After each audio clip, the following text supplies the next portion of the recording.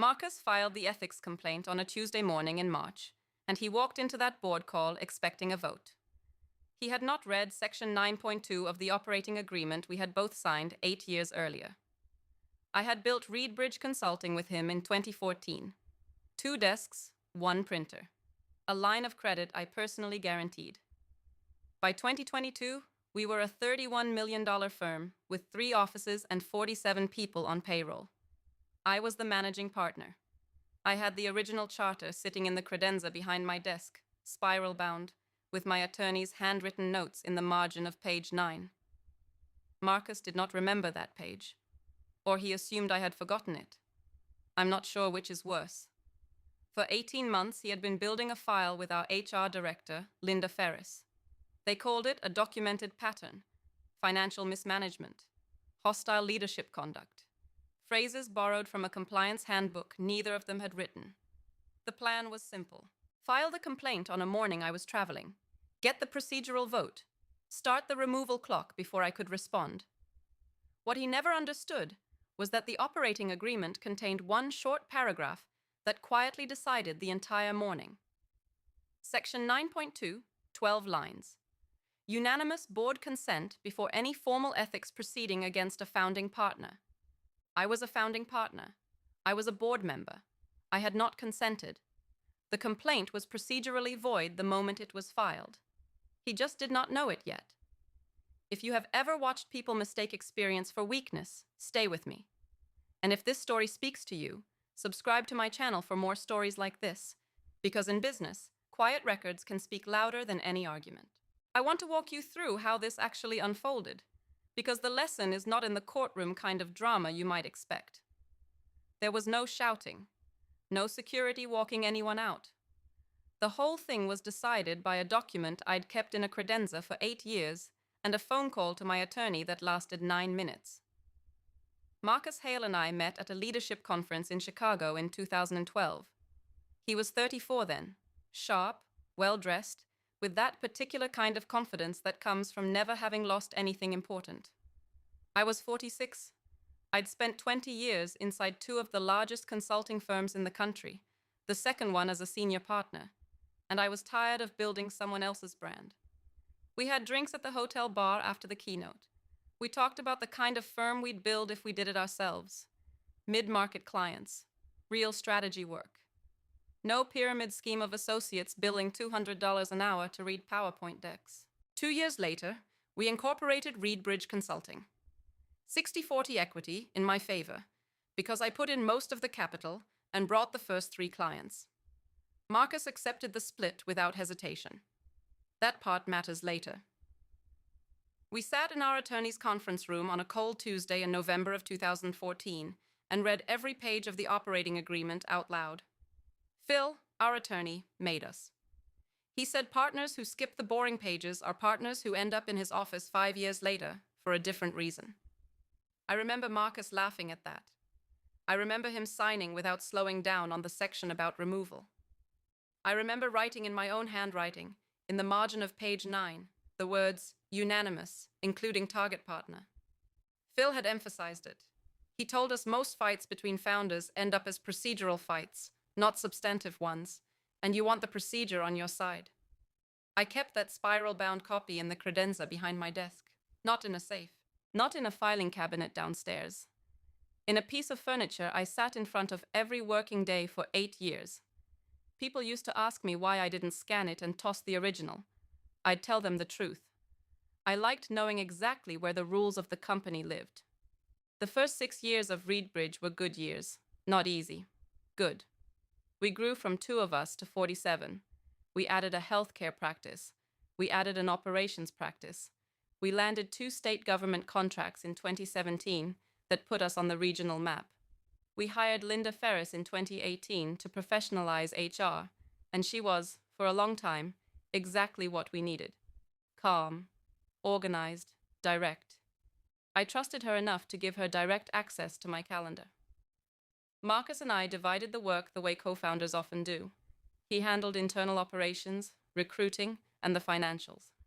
I handled clients, business development, and the senior consultant bench. The split worked because we respected each other's territory. He came to me when a hire mattered to a client account. I came to him when a client wanted a custom payment structure. We had disagreements, the way any two strong people running a firm together will. But until 2021, none of those disagreements ever felt like they were about anything other than the work. I'll tell you the first time I felt the temperature shift, even though I didn't recognize it at the time. It was a Thursday afternoon in March of 2021. We were in the small conference room on the 5th floor, just the two of us, going through the senior consultant comp pool for the year. I had recommended a 15% raise for a woman named Janet Cho, who had brought in 2 of our top 5 accounts that year. Marcus pushed back. He said the raise was too aggressive, that it would set a precedent. I said the precedent was already set, by her revenue. He looked at me across the table and said, almost casually, "You know, Sophia, sometimes I think the firm has gotten attached to the way you've always done things." I remember the word attached. I remember it because it didn't fit. We weren't talking about sentiment. We were talking about a comp recommendation backed by numbers. I gave Janet the raise. Marcus signed the form. Neither of us mentioned the comment again, but I made a small note in my desk planner that night. March 11th. Comment about the way I've always done things. Watch. That was the first agenda item I saved.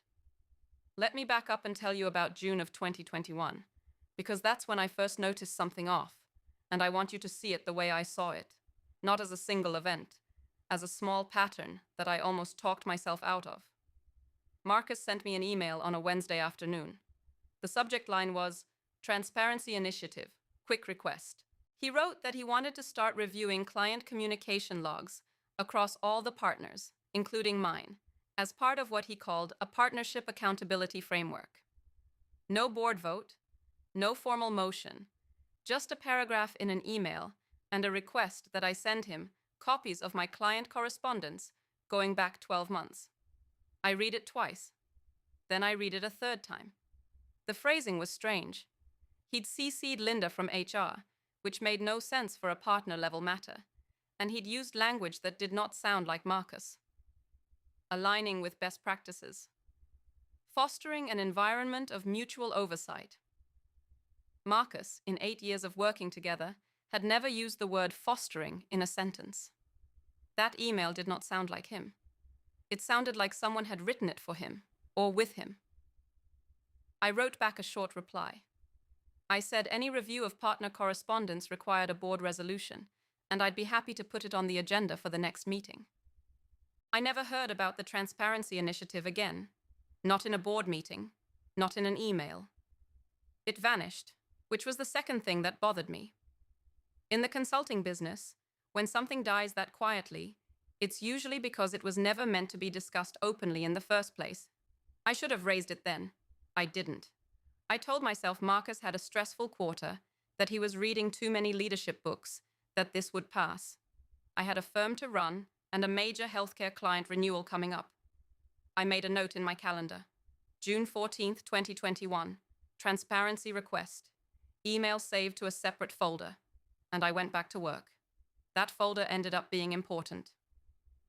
The second sign came in November of the same year. Linda Ferris began copying Marcus on internal complaints that, by our internal procedure, were supposed to come to me alone as managing partner. Small things at first. A junior consultant complained about a senior consultant's tone in a client meeting. A scheduling dispute between 2 managers. Routine. The kind of thing I dealt with in 20 minutes and forgot. Except Marcus was on every email now. Not as a recipient with action items. Just on the CC line, watching, reading. Building a record I didn't yet realize was a record. I asked Linda about it once, casually, walking out of a Friday meeting. I said, I notice Marcus has been on a lot of HR threads lately. Anything I should know? She didn't make eye contact. She said something about wanting to keep both partners informed during a period of growth. She used the word growth 3 times in the same minute. That's another thing I learned over the years. When somebody repeats a neutral business word 3 times in a single answer, they're not telling you the real reason. I made another note. November 9th, 2021. Linda CCing Marcus on internal complaints. Pattern not yet clear. The email looked ordinary until I read the attachment. It was December. I was at my desk late, reviewing a draft proposal for a logistics client. Marcus had forwarded me a chain of emails between him and an outside HR consultant I had never heard of, a woman named Karen Maddox. The subject line was something like FWD Outline Review. Marcus had clearly meant to forward the chain to Linda. He'd typed the wrong name in the autocomplete. I almost closed it without reading. It looked like operational noise. Then I scrolled down, and at the bottom of the chain, there was a Word document attached. The title of the document was Founder Conduct Memo, Draft 4. I sat with that for a long time before I opened it. When I did open it, I found a 6-page outline. Bulleted. Organized by quarter. It documented what it called a pattern of financial mismanagement and hostile leadership conduct. By me. It cited 4 incidents. 2 of them I had no memory of. One was a meeting I had never attended. The 4th was a true event, a difficult conversation with a senior consultant in 2020 that had been resolved with a written apology from him in my file. The memo did not mention the apology. It was draft 4. Drafts 1 through 3 had been written by someone else. Karen Maddox, presumably. The email chain made it clear that Marcus had hired her in May of 2021, paying her out of a budget line he controlled directly to help him build a documented case. May of 2021. 1 month before the transparency email. I closed the laptop. I did not respond. I did not forward the email to my own personal account, although every instinct in me wanted to. I drove home, made a pot of tea, and sat at my kitchen table for 2 hours, thinking about what kind of person spends 7 months and outside legal adjacent help building a paper case against the partner who'd given him 40% of a firm. The room thought I was quiet. The minutes knew I was right. I want to pause here, because this is the part of the story where most people would react. They'd march into Marcus's office the next morning. They'd confront him. They'd demand an explanation. They'd give a speech about loyalty and the years they'd built together and how disappointed they were. I did none of that. I want to be honest with you. Part of it was strategy. Most of it, in those first few days, was something simpler. I needed to be sure. I needed to know if there were 2 people involved or 4. I needed to know if any board members had been spoken to.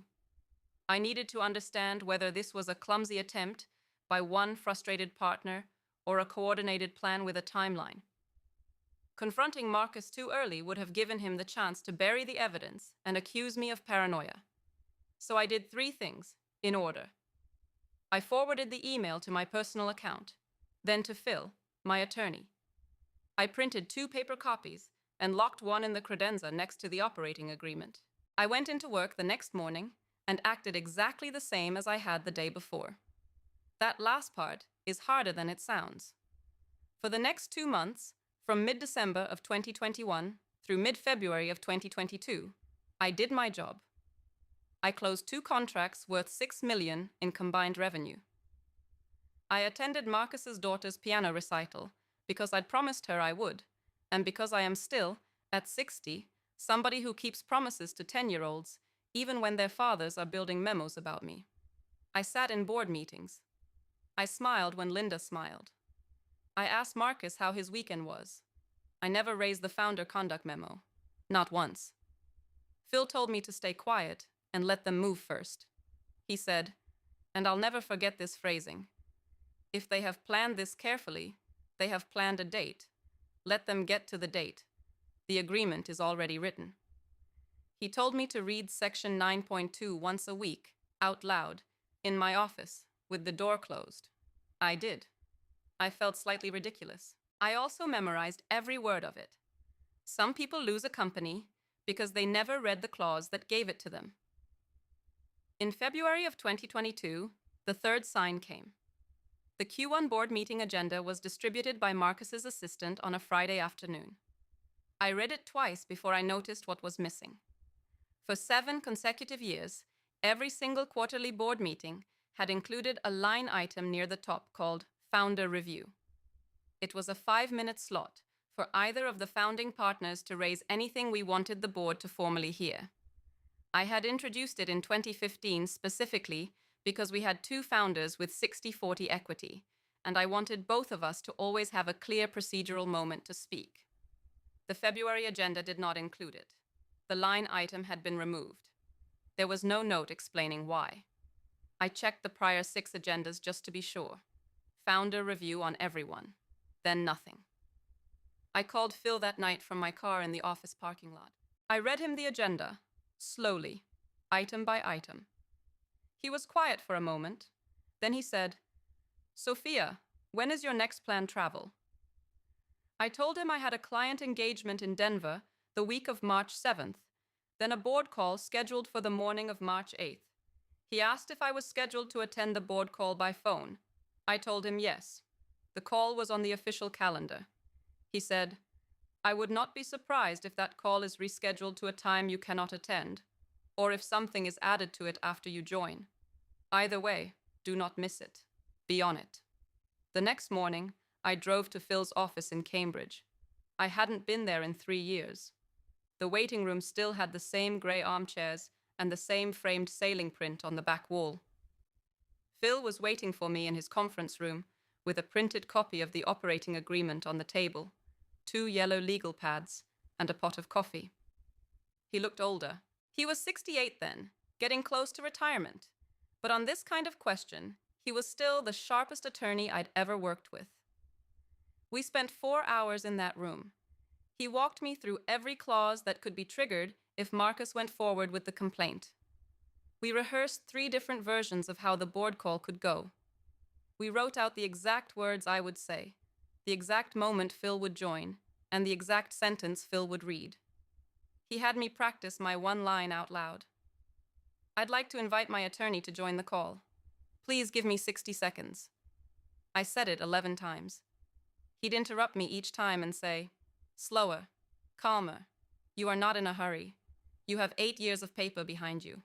Sound like a person who has 8 years of paper behind her."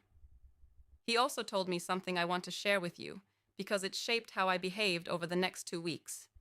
He said, "Sophia, the most important thing you can do between now and the meeting is be boring. Don't change your routine.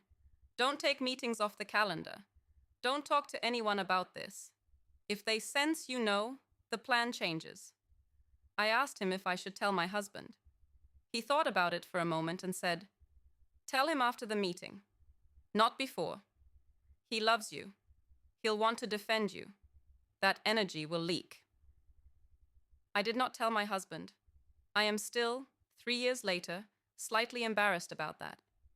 He was not happy when I finally told him over dinner the night the buyout closed. He did not stay not happy for very long, but he made his point. He said, "You went through that alone for 3 months." He was right. I did. The agreement was company. It wasn't the same. The last week of February was the strangest week of my career. I was in 3 client meetings, 2 internal reviews, and a recruiting dinner for a senior hire we ended up making. In all of those meetings, Marcus was either present or copied. He was friendly, he was attentive, he asked about my weekend. He laughed at a joke from one of our healthcare clients about a missed flight. I sat across from him for hours during that week and watched him perform the role of business partner, while the timeline he had built quietly counted down behind his calendar. I do not know how he managed it. Possibly he had told himself a story so completely that the performance was no longer a performance. People do that. We all do it sometimes. The memo on his hard drive made a different version of me real to him, and the version of me sitting across the table that week was, in his head, the one he was about to retire. The board did not vote on what they thought they were voting on. I want to slow down and tell you about the morning of March 8th, because that is the morning the 18 months of preparation, on both sides, came to a single hour in a conference room in Boston, while I was in a hotel room in Denver. I woke up at 5:30 Mountain Time. The board call was scheduled for 9 a.m. Eastern. 11 a.m. Mountain after the time zone math on my phone. Actually, no, 7 a.m. my time. I'm telling you the small details because that's how I remember it. I remember the tea. I remember the gray hotel curtains. I remember setting up my laptop on the desk and opening a separate window where I had section 9.2 already pulled up, copied from the PDF Phil and I had reviewed 2 days earlier. At 6:45 Mountain Time, I got an email from Marcus's assistant. The board meeting had been moved up by 90 minutes. New start time, 7:30 Eastern, 5:30 Mountain, 45 minutes ago. The email was time-stamped 6:20 Mountain Time. They had moved the meeting and given me a window of less than 30 minutes to either join or be marked absent. I want you to understand the precision of this. They knew I was in Denver. They knew there was a 2-hour time difference. They knew I had a client breakfast at 7 Mountain that I could not skip. The reschedule wasn't a scheduling error. It was a door closing. I called Phil. He was already awake. He'd been waiting for the call. He said, "Are you in front of your laptop?" I said yes. He said, "Join the meeting now. Don't say a word until they begin. Then do exactly what I tell you to do." I logged in at 6:58 Mountain. The meeting was already in progress. Marcus was speaking. Linda was on a side gallery view holding a binder. There were 3 other board members on screen. 2 of our outside directors, an attorney named Robert, and a former CFO named Janine, and one of our junior board members, a woman named Priya, who had joined 2 years earlier. Marcus was mid-sentence when I joined. He looked up at his screen, saw my video light come on, and paused for a beat. Then he kept going. He said, and I'm paraphrasing because I don't have the official minutes in front of me right now, but the substance of what he said was this. He said that over the past 18 months, HR had been documenting a serious pattern of conduct concerns involving the managing partner. He said that in the interest of the firm, he was formally bringing an ethics complaint to the board, supported by documentation, and asking the board to authorize an external investigation. Linda then read from her binder for about 4 minutes, specific incidents, specific dates, 2 of which, again, were either fabricated or wildly mischaracterized. I did not interrupt. Phil was on the phone in my left ear, on mute. He had told me to let them finish. He said the more they put on the record before I spoke, the better. When Linda finished reading, Marcus looked at the camera and said, "Sophia, do you want to respond?" I said 1 sentence. I said, "I'd like to invite my attorney to join the call. Please give me 60 seconds. Phil joined within 40 seconds. He had been on standby in his car. He introduced himself to the board, calmly, and asked the chair, who was Robert, the outside attorney, for permission to make a brief procedural statement before the board took any vote. Robert said yes. Marcus did not object. He did not yet understand what was happening. Phil read section 9.2 of the operating agreement out loud. 12 lines. He read them slowly. He read the part about unanimous board consent. He read the part about founding partners. He read the part about formal ethics proceedings. Then he said, Section 9.2 was executed on November 14, 2014, by both founding partners, including Mr. Hale. Sophia is a board member. Sophia has not consented to this proceeding. Therefore, the proceeding before you this morning is procedurally void. We ask that the board record this fact in the minutes and that the complaint be withdrawn. The room went silent. The room thought I was quiet. The minutes knew I was right. I watched Marcus's face on the screen. I watched it in a way I will remember for the rest of my career. He didn't go red. He didn't shout. He went still. His eyes moved off camera toward what I assume was a copy of the operating agreement on his desk that he had not, apparently, read in 8 years. Robert, the outside attorney on our board, asked Phil to send a copy of Section 9.2 to all board members within the hour. Phil said it was already in his outbox. The meeting adjourned about 6 minutes later. No vote, no proceeding, just minutes that recorded what had been attempted and the procedural defect that ended it. I closed my laptop. I sat on the bed for a long time. I did not feel triumphant. I felt tired in a specific way.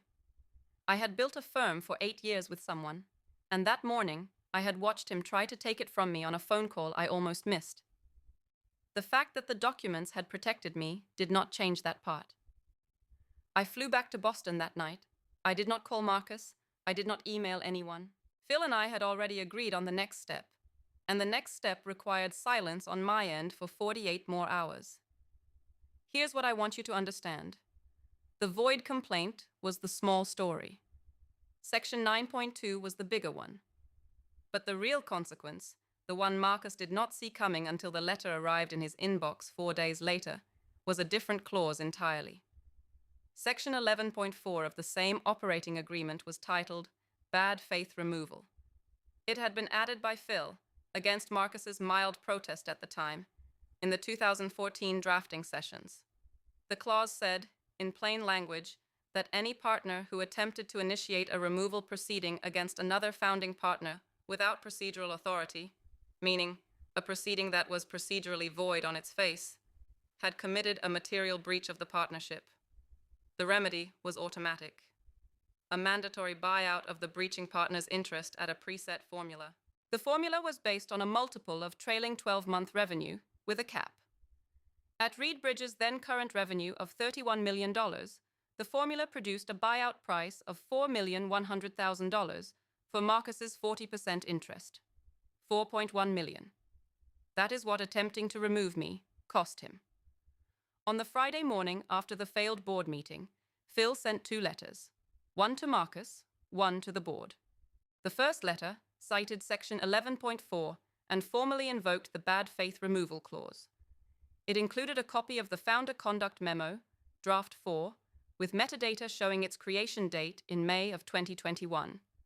It included the email chain with Karen Maddox. It included a timeline of HRCCing patterns starting in November of 2021. It included the removed founder review item from the February agenda. It was 41 pages long. It did not raise its voice once. The second letter, to the board, simply notified them that Section 11.4 had been triggered and that a formal buyout of Mr. Hale's interest was now mandatory under the operating agreement.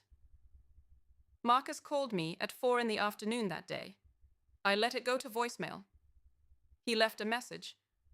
The message was 47 seconds long. He started by saying my name twice. He said he wanted to talk. He said he thought we could work this out. He said the word misunderstanding once.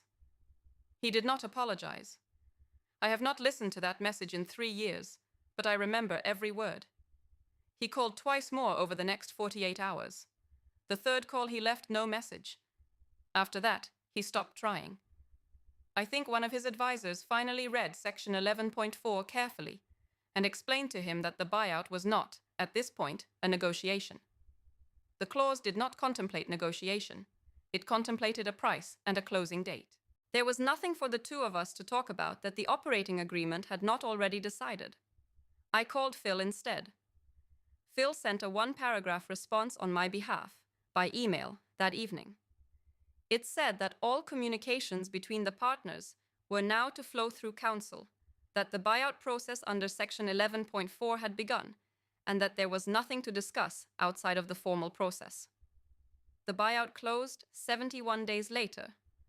$4,100,000, paid out of a combination of firm reserves and a short-term credit facility I had quietly set up the previous fall, for unrelated reasons that turned out to be very related. Marcus signed the closing documents in Phil's conference room. I was not there. I had no interest in being there. I asked Phil to call me when it was done, and he did, at 4:42 on a Tuesday afternoon. I was at my desk. The credenza was behind me. The original spiral-bound charter was sitting on top of it, where I had moved it the morning the letters went out. The call lasted under a minute. Phil said, "It's done. He signed everything. He didn't say much." I asked how he looked. Phil said, "Tired. He looked tired." I said thank you. I hung up. I sat at my desk for about 10 minutes without doing anything. Then I called my daughter and asked her if she wanted to have dinner. We ate at a small place near the office. I did not tell her about the buyout that night. I told her 2 weeks later.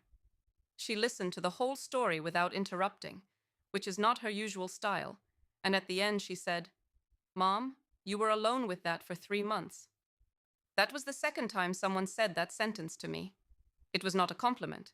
It was an observation. I wrote one note in the margin of page 9 that day, under the original 2014 note. I wrote, in the same blue ink, "Triggered, March 2022. I retained full operational control of the firm. The $31 million revenue base was still there.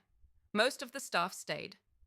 Linda Ferris resigned within 3 weeks of the buyout, with a settlement that included a non-disclosure agreement and a non-disparagement clause that I do not intend to violate by saying anything more about her here.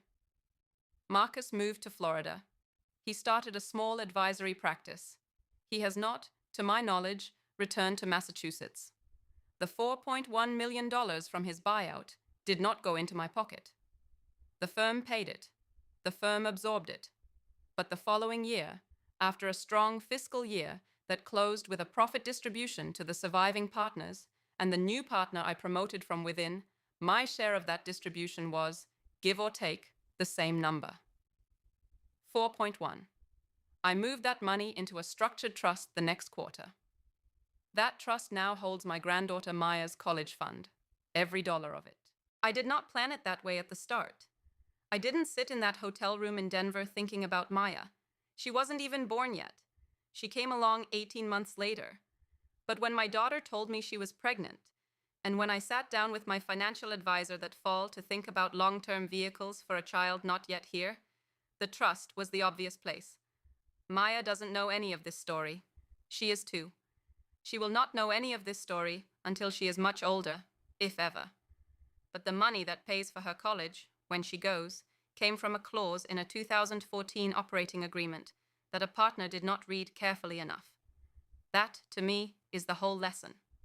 I want to step back and say something about silence, because I think it's the part that most people get wrong when they hear stories like this.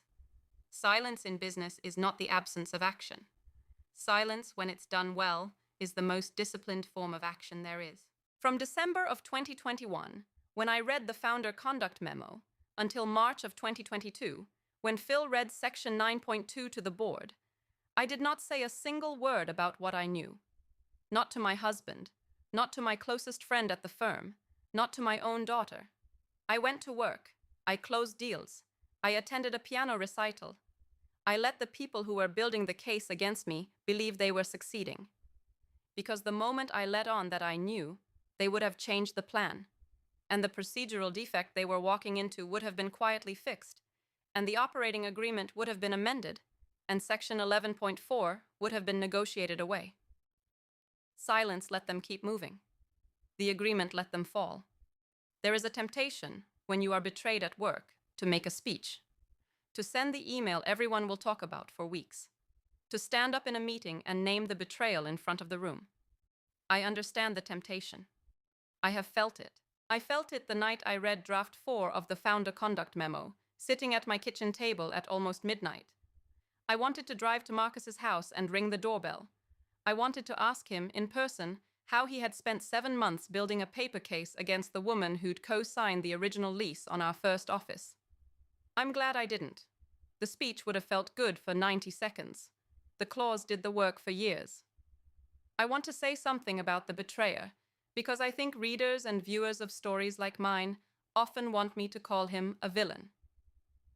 Marcus is not a villain. He is a man who made a terrible decision over a long period of time, with help from people who should have advised him better, and the decision cost him $4 million, and the firm he had helped build. He had been impatient for years.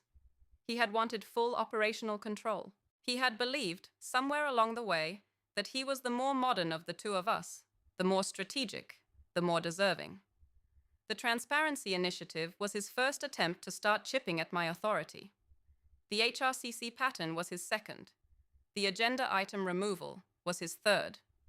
The complaint was the fourth and final move. None of those individual moves were impulsive. The whole thing was a plan. He had simply skipped the most important page of the document that governed all of it. If you ever find yourself in a situation like mine, on either side of it, I want you to remember a few simple things. Read the agreement. Read it slowly. Read the boring sections, the ones about removal and buyout and procedure, not the sections about how profits are split. Profits are easy. Procedures are where the real fight lives. Keep the original document somewhere you actually look at it, not in a vault you'll never open. And if you start to see a pattern, write it down with dates, save the emails, and call your attorney before you call anyone else, including your spouse, especially your closest colleagues. There is one more part of this I want to share, because it surprised me at the time and still does when I think about it. About 6 months after the buyout closed, in the fall of 2022, I got a letter in the mail at the office, hand-addressed, from Phil. He'd retired by then. He was 71 and had finally let his junior partner take over the practice. He'd mailed me a copy of the original 2014 operating agreement, the one he kept in his own files. He'd attached a sticky note to page 9. The note said, in his handwriting, "Always knew this page would matter. Glad it was on the right side." I keep that sticky note in the credenza too, right next to the spiral-bound charter. 2 pieces of paper, 8 years apart, that together held the firm in place. ReedBridge is now a $38 million firm. We've added 2 practice areas since the buyout. I'm still the managing partner. I'll probably retire in 3 years. I have a clear succession plan. The new partner I promoted from within is named David, and he is not Marcus. He has read every page of the operating agreement. I made him do it out loud, in my office, with the door closed, the way Phil made Marcus and me do it in 2014. 8 years feels longer when you tell the story. He has his own handwritten notes in the margins now. His are in green ink. Mine are in blue. A few practical things I want to mention before I close, because people ask. The clients did not leave. We were honest with the major accounts about a partnership change without sharing the details, and the 4 largest renewed within 90 days of the buyout closing. 2 of them told me, separately, that they had felt the strain inside the firm for a year and were relieved to see it resolved. I had not realized that strain was visible from the outside. It often is. Clients read body language at the partner level the way investors read footnotes. The staff was harder. Marcus had built relationships, and he had been well liked by certain consultants.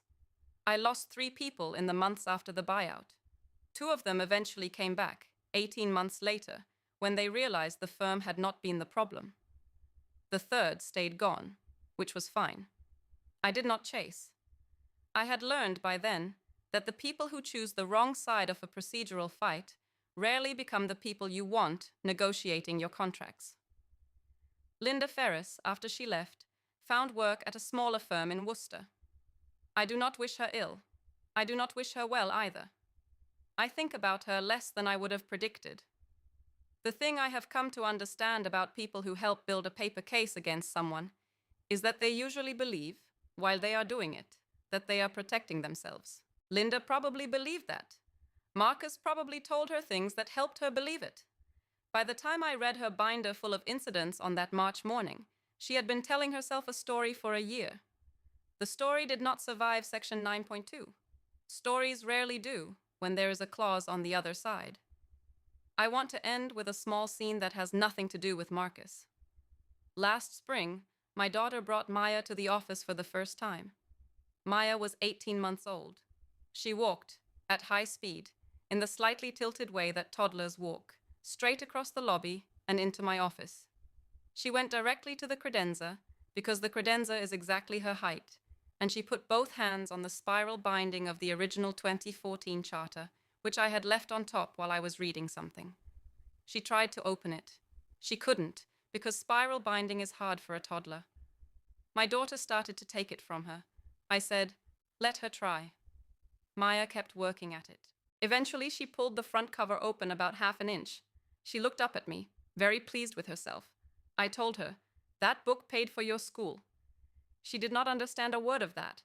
She laughed at the sound of my voice. My daughter, who knows the whole story, looked at me across the room and didn't say anything.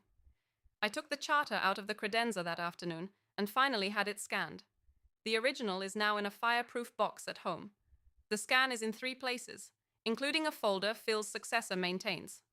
The credenza now holds a printed copy of the 2024 amended operating agreement, which David and I executed last September. The new agreement has a section 9.2. It also has a section 11.4. Phil's successor drafted both. I read every line of both, out loud, in his conference room, with David sitting across from me. Some things you do not learn twice. If you take one thing from this story, take this. The room thought I was quiet. The minutes knew I was right. And if stories like this remind you that experience is not weakness, subscribe to my channel for more stories. Because sometimes the quietest person in the room is the one holding the minutes.